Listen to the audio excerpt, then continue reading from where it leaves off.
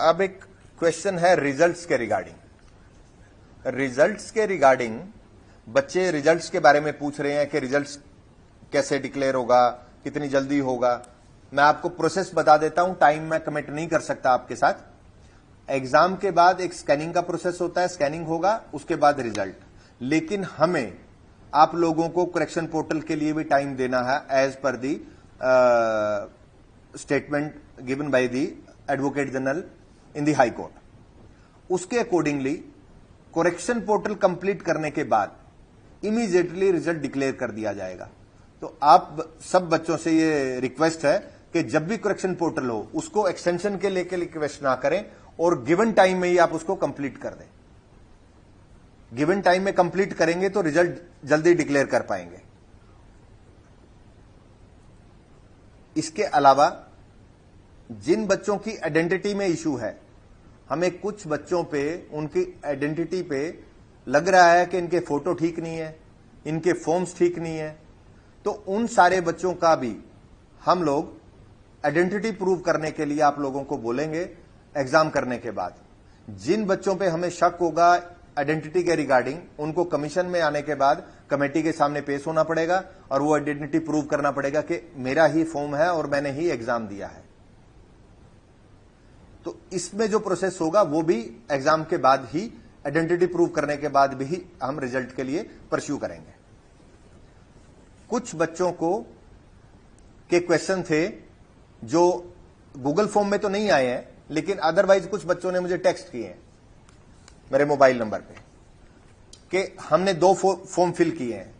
जिन बच्चों ने 2 form fill किए हैं ओल्ड सीईटी से और न्यू सीईटी नंबर से, हम उनको टाइम देंगे करेक्शन पोर्टल के टाइम पे, वो अपने दोनों रजिस्ट्रेशन नंबर को मर्ज कर लें और उसके रिगार्डिंग ही फिर आगे फर्दर जो प्रोसीडिंग होगी उसके रिगार्डिंग ही चलेगी। कुछ बच्चों की क्वेरीज ये आई हैं जो रूटीन में मेरे से मिलने भी आते हैं कि सर इस नए सीईटी होने के बाद क्या मेरा पुराना सीईटी का जो स्कोर है वो खत्म हो जाएगा? बिल्कुल खत्म नहीं होगा। Date of result of the last CET आप वो ध्यान रखें, 3 साल के लिए वैलिड है और वो आपकी सीईटी पॉलिसी में ही मेंशन्ड है,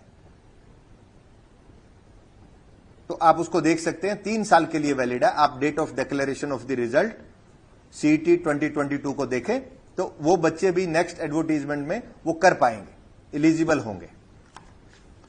कुछ क्वेरीज आज जो कमेंट्स वगैरह आए हैं, मैं कोशिश करूंगा कि कुछ कमेंट्स भी मैं कर पाऊं आप लोगों के कंसिडर।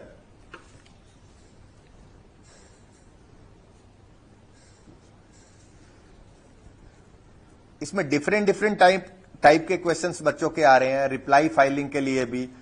तो मुझे लगता है कि सीईटी पे हमें बात करनी चाहिए और जिनके भी किसी भी केस से रिप्लाई के रिगार्डिंग या अदरवाइज इश्यूज हैं तो हम बाद में डिस्कस कर लें, और 27 के बाद अगर किसी का रिप्लाई पेंडिंग है तो हम रिप्लाई भी उसका फाइल कर देंगे। 24 ग्रुप के रिप्लाई के रिगार्डिंग रिक्वेस्ट है, स्टेनो स्किल टेस्ट जल्दी करवाने के बारे में रिक्वेस्ट है। सीईटी के बाद हम लोग ये सारी चीजें करेंगे।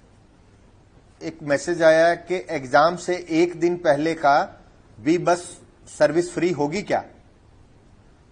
ये विषय हमारे आया था और हमने ट्रांसपोर्ट डिपार्टमेंट के साथ वर्बल डिस्कशन किया है, वो इसके बारे में आपको जल्दी ही बताएंगे।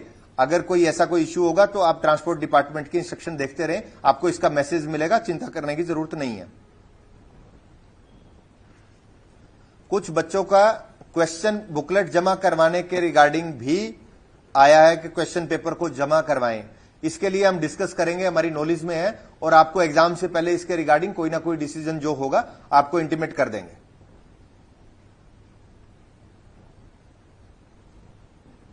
और एनालिसिस के लिए ऑलरेडी हम अपलोड कर पाए हैं। इसके अलावा मेरे भी कुछ वो है कि मैं भी आपसे रिक्वेस्ट करूं कि कुछ चीजें हैं जो आप लोग, कुछ लोग मिस इन्फॉर्मेशन सर्कुलेट करते हैं, मुझे नहीं पता उनकी क्या इंटेंशन होती है, लेकिन आप किसी भी इंफॉर्मेशन के लिए साइट पे ही जाएं, साइट पे देखते रहें।